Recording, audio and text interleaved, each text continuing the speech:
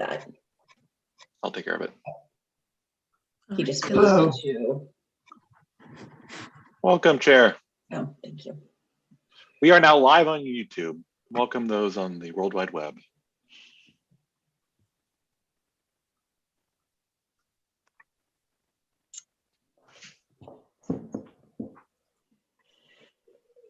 To give everyone on YouTube and our participants a head up, or our panelists a heads up, we have a video that we're going to share at the beginning from Congresswoman Pingree talking about the other big news today, which is 100 days of the new administration.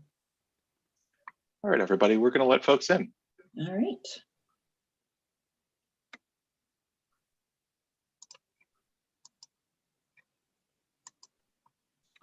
Welcome, everyone. We'll get started in just a second.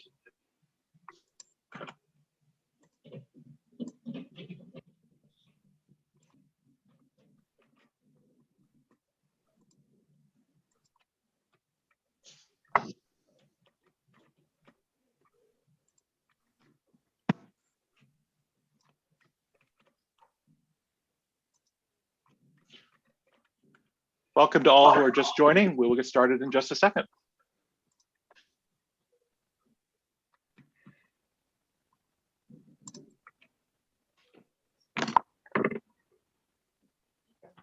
Kathleen, I am ready whenever you are. Wonderful. Well, welcome everyone, and thank you so much for joining us for today's Lunch and Learn, Advancing the Climate and Equity Act in the Maine Legislature. We are delighted to welcome Phil Bartlett, who is the chair of Maine's Public Utilities Commission, State Representative Vicki Doudera, and Jeff Marks, the Maine State Director at Acadia Center, to discuss proposed legislation that will explicitly add climate and environmental justice to the PUC's mandate in order to advance the action called for in Maine's Climate Action Plan. My name is Kathleen Meal. I am the Director of Policy and Partnerships at Maine Conservation Voters, Maine Conservation Alliance. Our organizations represent more than 8,500 members and supporters dedicated to protecting Maine's environment and our democracy. MCA does that through education, collaboration, and advocacy, and MCV by influencing public policy, holding politicians accountable, and winning elections. Before we get into today's program, I want to take a moment to acknowledge that we have a fabulous partner in that work. Today marks 100 days since President Biden took office, and what 100 days it has been. I could go on and on about all the ways the Biden administration has put climate and justice front and center, but I'm going to let Maine's own climate champion, Congresswoman Shelley Pingree, share the highlights. She recorded a short video detailing President Biden's work on climate and the environment during his first 100 days. Let's take a listen. I am Congresswoman Shelley Pingree. It's so exciting to talk about the first 100 days of the Biden administration and their focus on climate change and climate action. They jumped right into it by putting a pause on new oil and gas leases on offshore waters and public lands, engaged in the Paris Climate Accord right away. They put together an incredible team to work on climate change and to keep our focus on this. The infrastructure package that President Biden is proposing is truly focused on green jobs, whether it's related to climate change lens, renewable energy, efficient buildings, build back better, as the president said. So we make sure that we're thinking about climate change as we invest in our future. The electric vehicle revolution, having 500,000 charging stations across the country. These will make dramatic changes in our future and investments that we really need to make. I'm so excited to be the subcommittee chair of the Interior Environment Appropriations Committee because I will get to work with the Department of Interior on their 30 by 30 plan, preserve 30% of public land and water by 2030. We'll be working on solutions, natural solutions for climate change, making sure that we have sustainable and healthy forests. I'm working on my bill with the new administration on sequestering more carbon in our farmland and making our agriculture sector climate friendly. There's so much going on, and it's truly wonderful to have a new administration that's coming in with big goals, that's not going to let anything stop it, that's putting incredibly experienced, knowledgeable people in the administration. I think we're going to get a lot done in the next 2 years. And it's great to be able to work with them. Oh, it's just so exciting. Thank you so much to Congresswoman Pingree. And we know, of course, that these incredible 100 days are just the beginning. So let's turn our attention to implementation of these big ideas, including at Maine's Public Utilities Commission. Few technical notes for today. We'll hear from each of our speakers and then tackle questions for all of them in the Q&A at the end. You don't have to wait, though. You can send your questions to me, Kathleen, through the chat whenever they occur to you, and I'll keep track of them for that Q&A. If you have any technical difficulties, you can message Will Sedlak through the chat and he will help you out. This event is being recorded and the video will be posted on our website later this afternoon, where you can also find recordings of all of our previous Lunch and Learns. Thank you again for joining us. And Representative Doudera, I'll let you introduce the bill. Okay, well, thank you very much. And thank you to everybody for turning out today on this call. I am really thrilled to be participating, especially with Chair Bartlett, who I got to know a little bit in my first term because I was on the Energy, Utilities, and Technology Committee. And we actually grilled him mercilessly for his position as chair of the PUC. And of course, nominated him with flying colors to the Senate to be confirmed. So he's very, as you will hear, he's probably going to be pretty modest, but the PUC is among the most important agencies in state government. The PUC regulates 430 electric utilities, gas, telephone, and water utilities and districts. So it has a very important purpose in our state. And current law requires the PUC to keep our utility rates low, ensure reliable energy supply, and allow utilities the opportunity to earn a profit on their business. If the clean energy investments that we think about, that we want to achieve, especially through the Climate Action Plan, if they would increase rates or cut profits, it puts the PUC in a very tough position, and they may be required to reject these things, regardless of how many benefits they might make for the Mainers, or us Mainers. So this bill that I'm going to tell you about a little bit more would specifically add climate and equity to the PUC's responsibilities, empowering it to value emissions reductions and environmental justice in its policy, programmatic, and regulatory decisions. PUC commissioners would, after this bill is enforced, would have to consider the full costs and benefits of energy investments, appropriately value climate justice, public health, job creation, and enhanced resilience. And they would have to mandate minimizing climate impacts. So just to read a little bit from the summary, the bill adds to the purposes of the PUC the reduction of greenhouse gas emissions and the mitigation of disproportionate energy burdens on environmental justice populations, frontline communities, and utility customers who are underserved by utility or electricity policies due to geography, race, income, or other socioeconomic factors. It also requires the Commission to help achieve the greenhouse gas emission reduction goals we have set out in statute. So I'm sure everybody on this call is familiar with our state's climate action plan. Got it right here. The Climate Action Plan represents the state's most significant and comprehensive efforts to reduce climate pollution and create new jobs as part of the transition to a clean and equitable energy economy, just like Congresswoman Pingree told us about.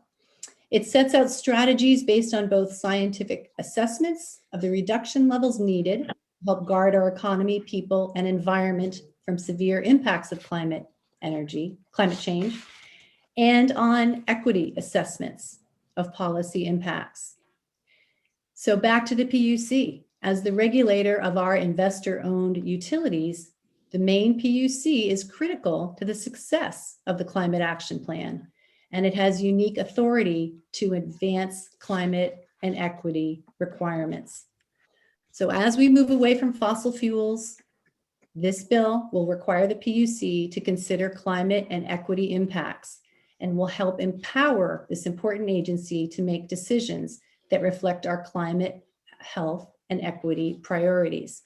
And that's why it's so important. And I'm proud to have worked with the Acadia Center and so many of the great organizations in our state that are involved in the Environmental Priorities Coalition on this bill. Because it is, as Kathleen said earlier, it's the action that's called for in Maine's Climate Action Plan, and it's going to empower an important agency to help make real progress. Thank you so much, Representative. I'm going to brag for a second and tell everybody that you're my state representative, and I'm very grateful for your representation in Augusta. This legislation is really so important, both for what it adds to the PUC's mandate and for what it highlights about the workings of the Public Utilities Commission. Chair Bartlett, I'm probably not telling you anything you don't already know when I say the PUC is a little bit of a mystery to a lot of people. Thank you so much for joining us today. What do we need to know about your world to make sense of this bill and all the changes coming down the pike? Great. Good afternoon. It's a pleasure to be with all of you. And I have a few slides. I'm not sure if I should be sharing them or if Will's going to put those up. Chair Bartlett, you're welcome to share them. Probably the easiest. Okay.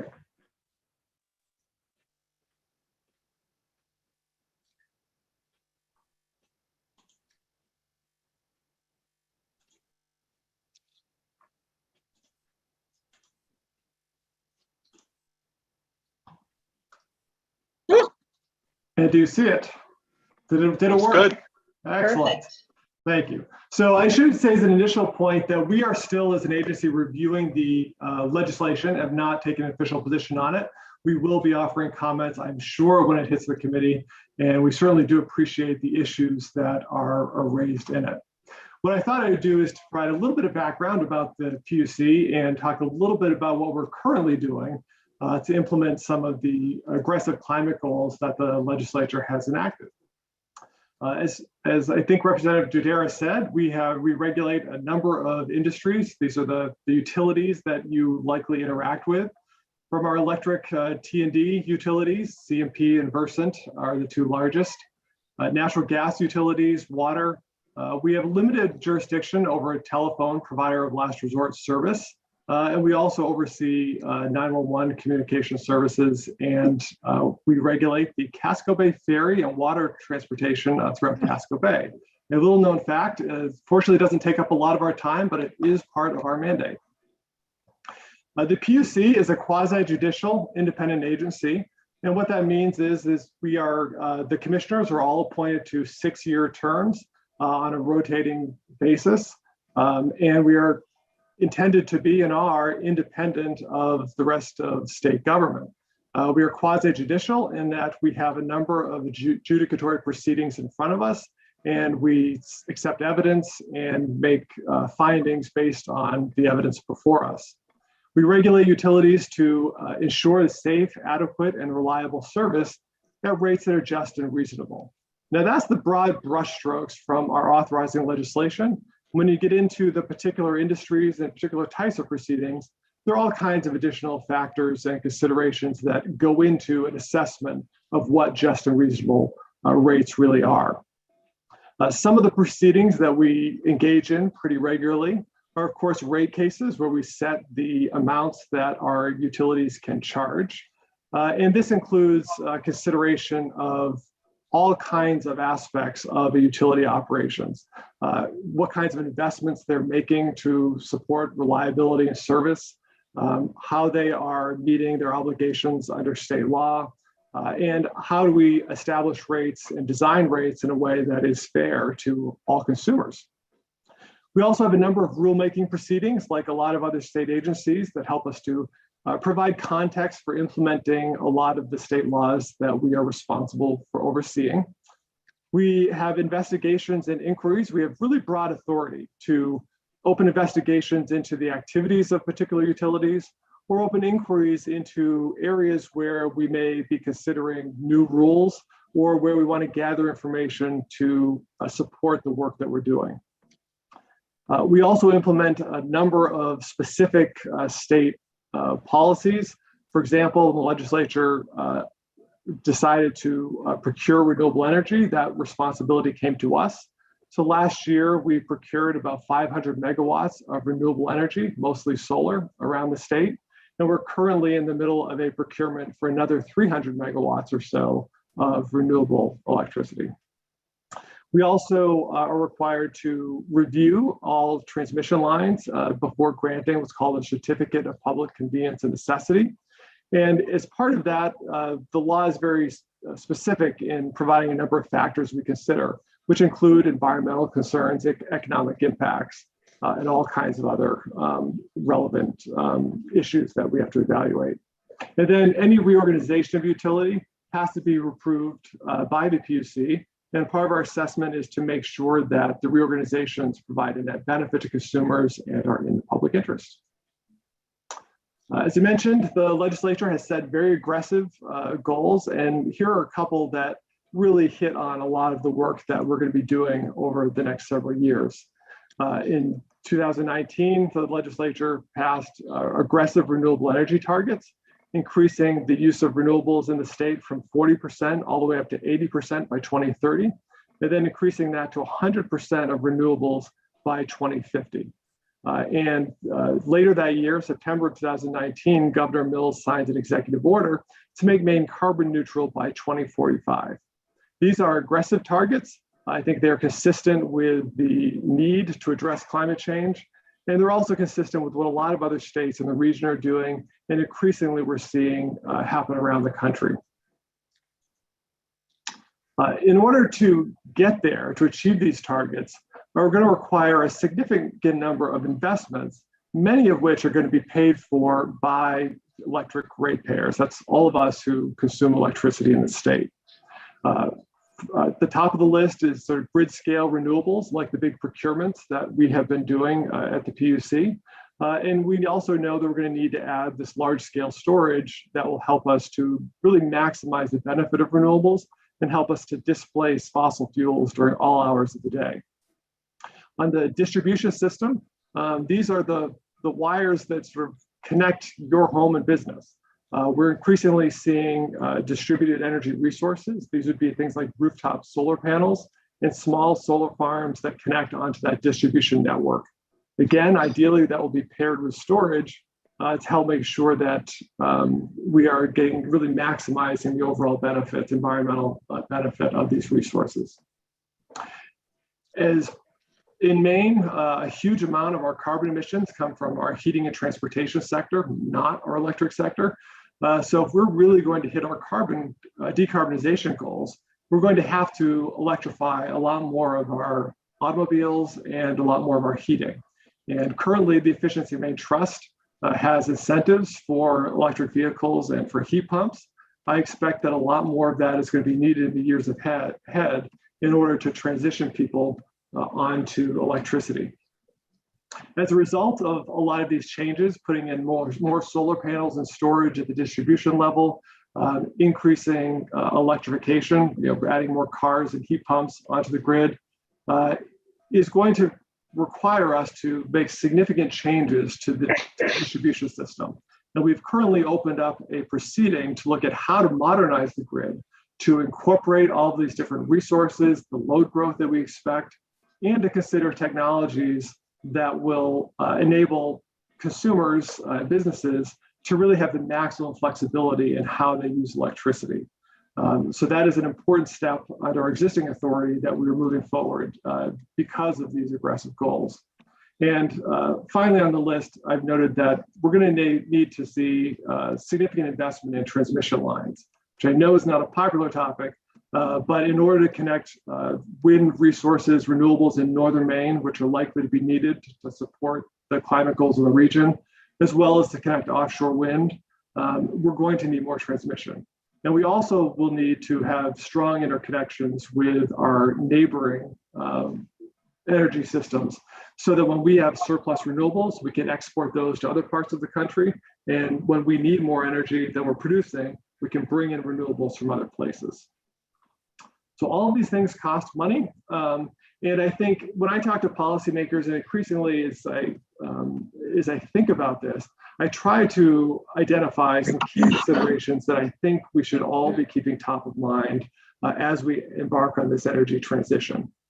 First, how much of this cost can and should ratepayers, that's you and I, when we pay our electric bills, absorb at any particular time to meet policy goals, right? So, is it appropriate to spend 5%, 10%, 20% of your overall electricity bill to support these policy goals?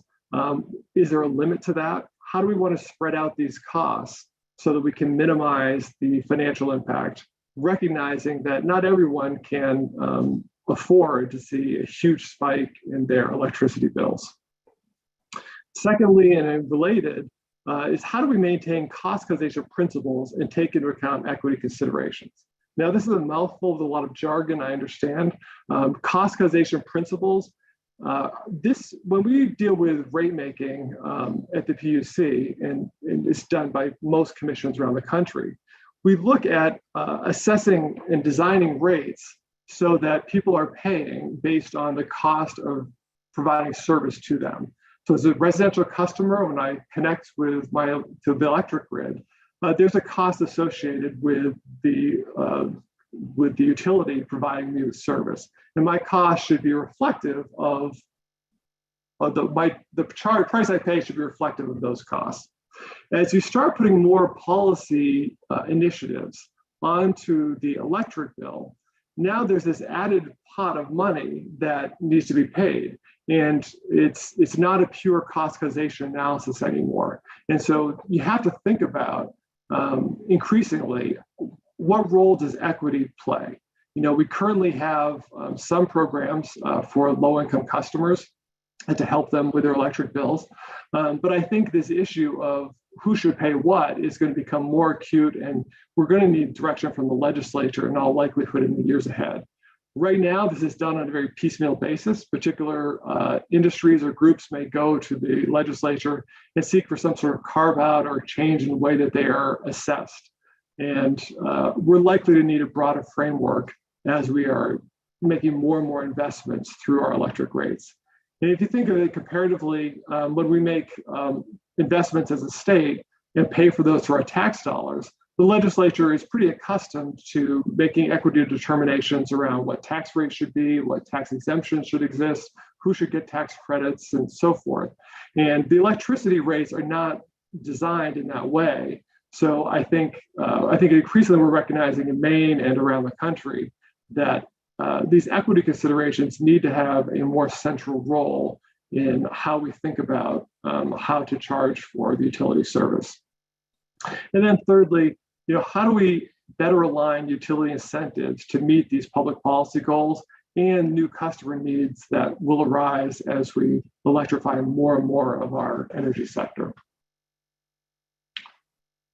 Going to that last point around incentives, we have recently, or we did last year, open up a proceeding to consider performance metrics for our electric utilities. And here we were recognizing that we need to find a good way to sort of quantify or to measure the different aspects of utility performance that we want to drive results in. Some of them, as you can see from this list, the first few are fairly typical of what you'd expect of an electric utility. We want to make sure there's good reliability and storm restoration is happening quickly, that there's good customer service. But if you look at the bottom three items on this list, these are really arising out of the new aggressive climate goals that have been put into place. Looking at how to interconnect distributed energy resources. The utilities have an important role to play, but don't necessarily have the strongest incentive to move forward aggressively. We want to see grid modernization to enable new technologies and to enable the integration of resources and load growth. And we want to make sure that's done affordably. And lastly, there are a broad array of energy and environmental policies that we think that utilities should be paying attention to. So we're in the process of identifying how we want to measure performance in each of these areas. And then this will likely tie directly back into rates. So when we're looking at what rate of return a utility should be able to earn, we can look at this checklist and reward those utilities that are doing the right things, that are making the investments where we want them to, and also to either penalize or reduce the return for utilities that are not doing it. So this is an example, I think, of how within our existing authority, the Commission tries to recognize changes in state policy and in the direction of what we need from our utilities, and then step in and try to develop a framework in order to think about how to analyze that. So with that, I will stop. I will look forward to the discussion in a little bit. Perfect, perfect. We've got some good questions already in the queue for when we get back to that. But first, Jeff, you have been helping to lead the charge on this initiative, which of course is part of the common agenda identified by Maine's Environmental Priorities Coalition. Could you give us a little insight into why this is an EPC priority and how it's going? What do we need to know?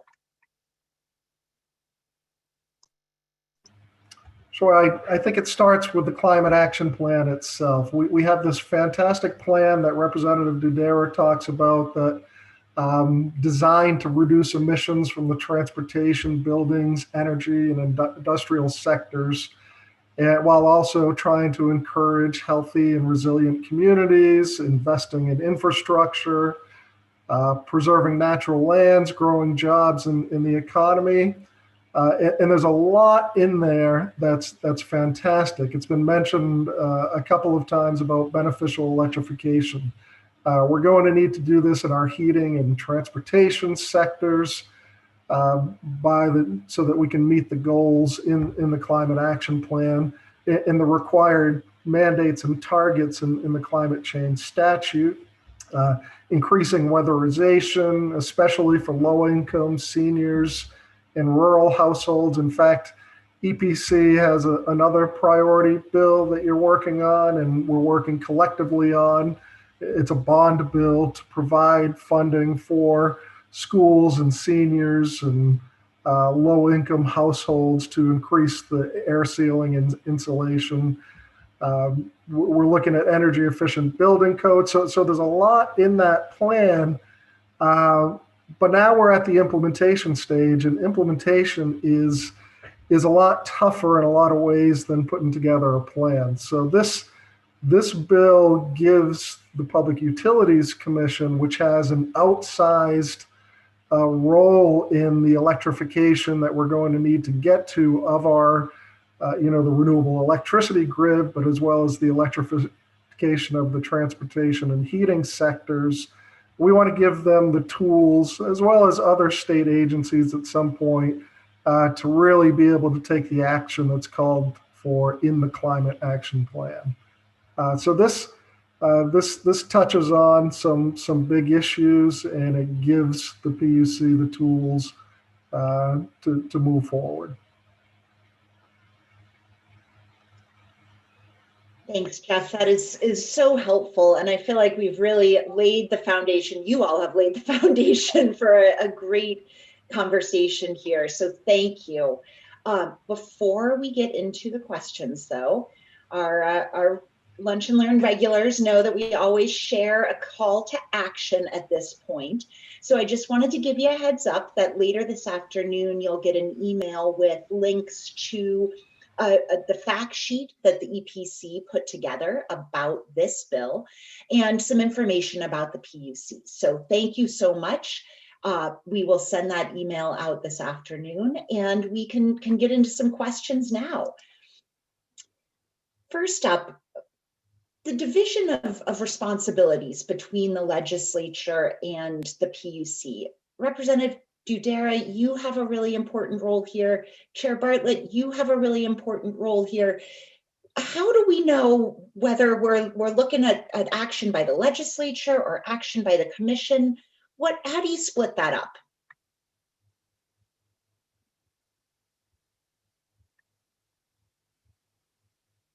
Well, I think I'll just say that the bill, if the bill is passed, it really gives the PUC a little bit more power to act in this way towards climate action and equity for PUC customers. And I think, you know, as Chair Bartlett said, they're already doing that in some ways, but you know, because it's not part of their mandate, if you will, it could be open to interpretation. They could be challenged on it. So I see this as a way to really enable them to have these tools in their toolbox to tackle these issues. So I guess the legislature in this case would be, you know, helping empower one of our most important state agencies to really make climate action doable. You know, the way I look at it is the legislature is setting the broad policy direction, and there are times when they make very specific decisions, like around procurement of renewable energy. But when it comes to a lot of our work, they are setting, you know, clear direction, clear directives, and then we are sort of getting in the trenches and figuring out how to make it work and how to fill out some of that policy work. So I think, you know, places where there are clear goals, we can strive to implement. I think when it comes to things like the equity issues, those are harder because I think those are traditionally within the purview of the legislature. And we're going to be cautious. You know, the further we go from our legislative mandate, you know, the weaker ground we're on. And so we are always looking to be respectful of the legislature's role and not try to get too far ahead of the priorities that they've set or the specific, or if there's a place where we think that the legislature should make the call, we will recommend that they do so. That's really interesting. And then, of course, you're not the only two sort of entities that are thinking about this in the state, right?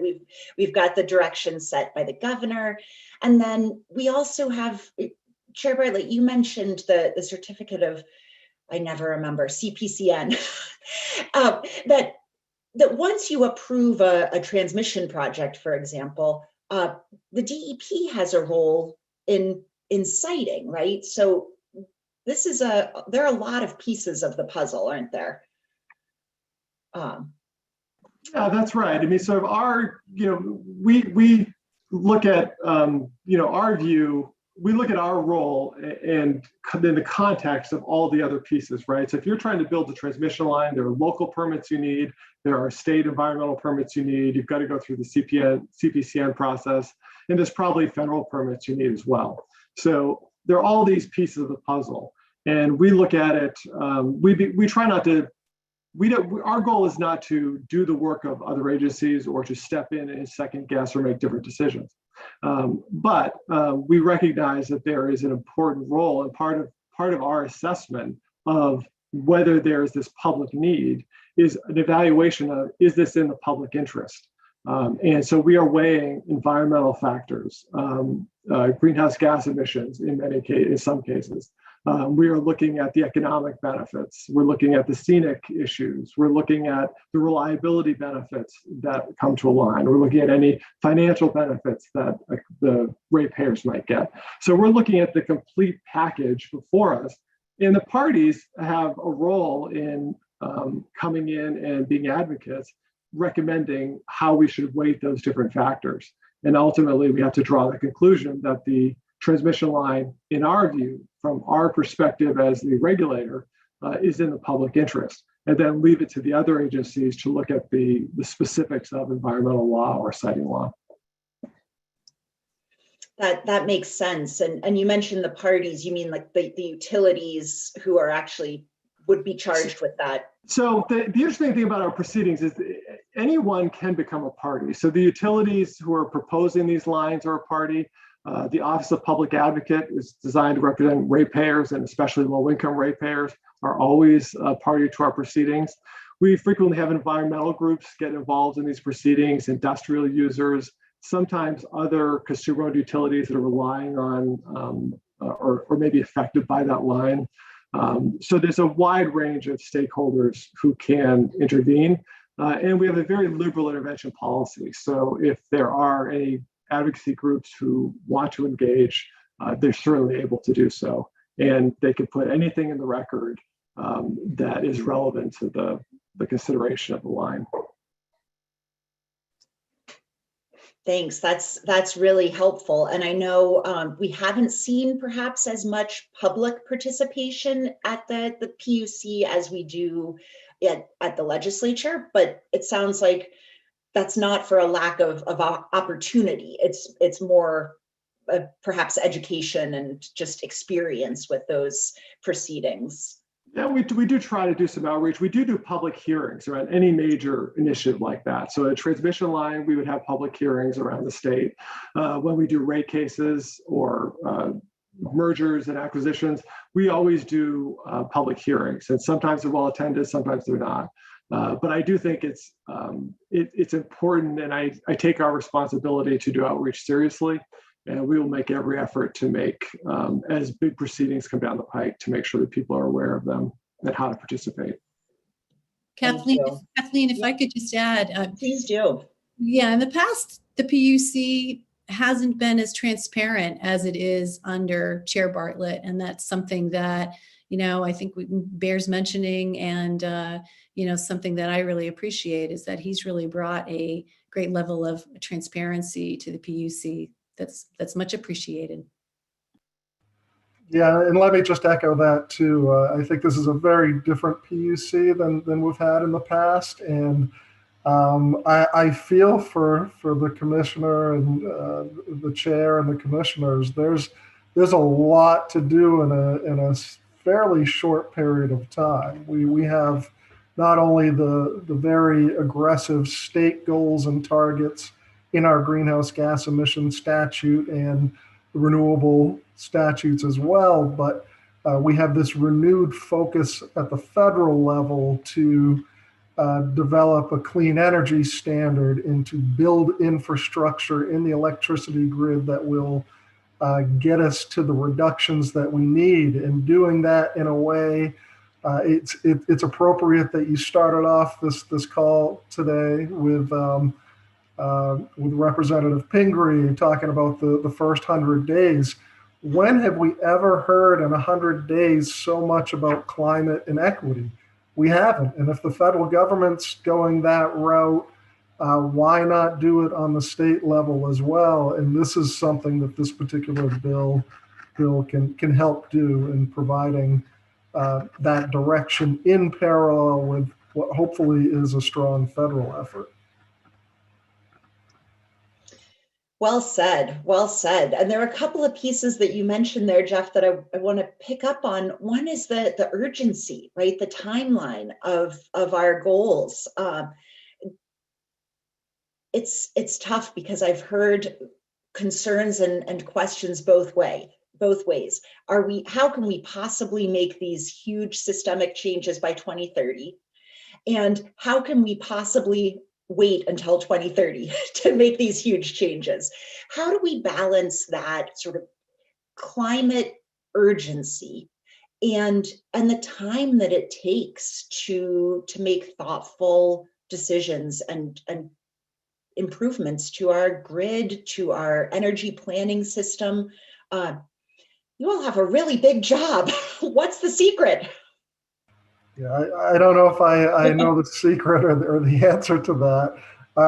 But again, it's if we're talking specifically about this bill, it's putting climate and equity on an elevated and even playing field with some of the other very important things that we can't discount and we can't stop thinking about and we can't stop considering as part of PUC cases like rates and services and oversight and the things that are already captured in the enabling statute for the commission, but also raising these other issues. Because if it's not if it's not part of the state agency mission, then those types of things can get lost in the decisions and the regulatory and the programmatic type decisions that are being made, not just at the PUC, but within the other state agencies as well. So giving the commission those tools is one step. And maintaining a balance. Again, we don't want to take anything off the table that the commission is already considering. We just think if we're going to get to the decarbonization at a speed and a scale well beyond what Maine has already achieved, we're going to need to give the tools to do that.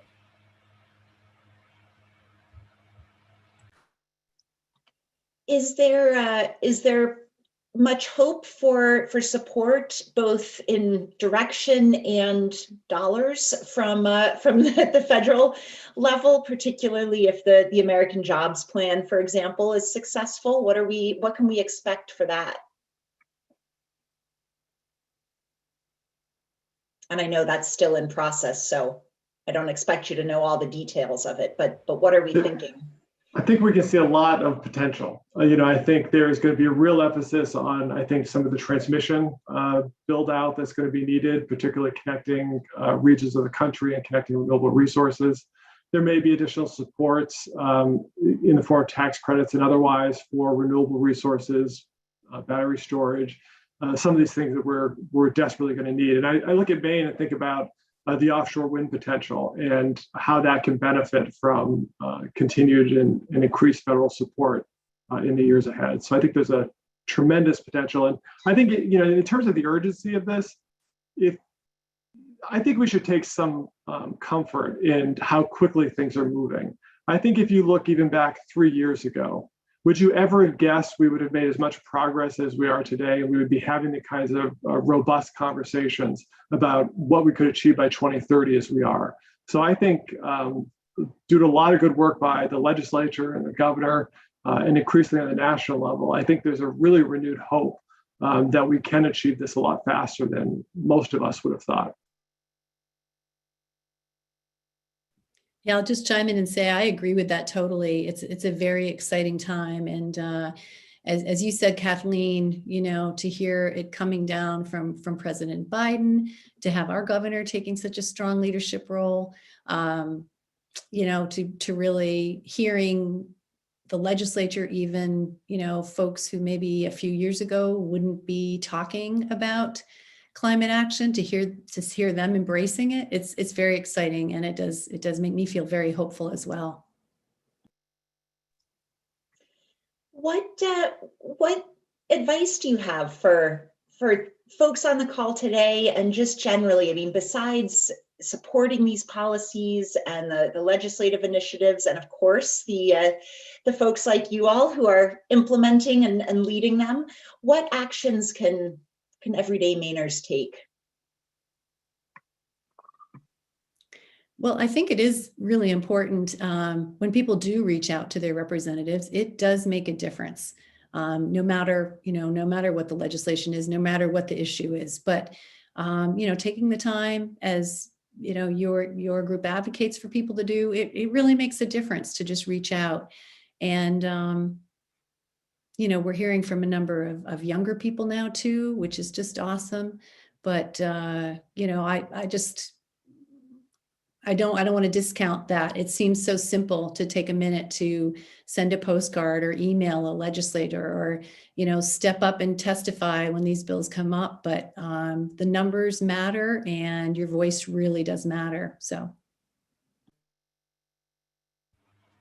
I would add there's a lot of information out there, and it's hard for people to kind of figure out what's important and what's not. I think Chair Bartlett explained the Public Utilities Commission and its role and what it does in probably the easiest way that I've seen it described in the past, because it's a complicated agency dealing with very technical details around these public utilities. And in how they progress and how they're funded. So it's a complicated thing. I would recommend that people get involved, not just through contacts with their members in the legislature, but also organizations like Maine Conservation Voters. You put together a very comprehensive scorecard of how members vote and what the issues are, and the Environmental Priorities Coalition, the fact sheets that have been put together for each of the issues that cover these complicated matters in one page or so. It's the one-stop shopping is always a helpful thing for people who have busy lives, busy work, and families to take care of. So making sure that people have access to those materials and encouraging them to read them and ask questions, not just on this bill, but others. Ask questions. Is this going to make life better in Maine? Is this going to get to the environmental improvements that we need? Will this lead to jobs and economic development in the state? Making those connections, providing information and access, those things are vital for this political process in the state of Maine. Thank you so much. That is really, really kind. And I think you're right that it's just, there's a lot that we can all do in terms of building our own energy literacy, if you will, of how complex all of these issues are. Chair Bartlett, one of the things that we didn't say in in the opening of this program is that you actually have played a couple of these different roles, right? You have a history on the Energy Committee as a legislator. What was the biggest surprise when you transitioned into this role? And I know you did other things in between, but this role on the PUC, you went from having legislative oversight to running the show. What surprised you? I think the interesting, I'm not sure it's a surprise exactly, but it's obviously a different role of trying to implement the legislature's will and the legislature's policy. So I think one of the interesting challenges when we start getting into some of the specifics of our work is there are times when we are trying to divine what the legislature is really intending. And I think as a legislator, you often are going through the process, things seem fairly clear what you're trying to accomplish. But that doesn't always come through in the statutory words that are written out, and so I think that's it's interesting to run into that on the other side. That trying to go back and assess and how much do you want to try to impute sort of a legislative intent where it's not clear, and where the line is between where it's appropriate to do that and where you have to just say it's not clear and send it back to the legislature for review. But it's fine. Both roles are, I think, incredibly important. And I really value the work of the legislature, the hard work to try to get these policies right and to try to think over the long term around some of these climate goals when when the state was really kind of dormant for quite some period of time under the prior administration. I'll just add to that, and a good example of what Chair Bartlett is talking about is just this week we got the final version back for this bill from the Office of the Reviser of Statutes, and I got in touch with Jeff because I said, it's a lot longer than what we had put in. I was a little anxious about that, and I contacted the revisor's office and kind of went over it with them, and they said, well, you're mentioning several things here that we need to really flesh out and explain, and so that did add a little bit to the length of the bill. But we were using terms like environmental justice and frontline communities, and those things needed to be fleshed out and explained, and it goes exactly to what Chair Bartlett is saying, that the revisor's office is trying to help us be a little bit more articulate so that no one has to guess at what we're talking about. I love that learning process and the feedback loop, right? It makes me wonder a little bit because, of course, we might very well have a citizens referendum coming up that addresses some of the transmission planning work. It sounds like it's pretty complicated.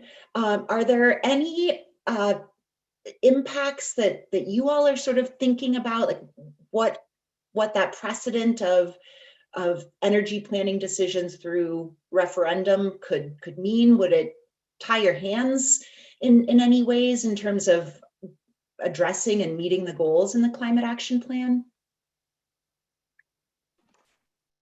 I want to be careful here. I know it's not a fair question. I'm sorry. I think, but I think it's an important one. I think, it's important to understand when the PUC is approving a transmission line or setting rates or doing anything else, we're acting under the authority that the legislature gave us. We are doing what the legislature could do on their own, right? But they've tasked us with going and doing it. Part of what this legislation this referendum would seem to do would be to take back some of that to the legislature, which means that there's going to be a greater role for the legislature in considering whether to approve a transmission line or not. And there are pros and cons of that. On the one hand, it allows citizens to speak very directly through their elected representatives instead of much less directly through appointed officials like myself. But the flip side of that is that it then becomes subject to the rough and tumble of politics.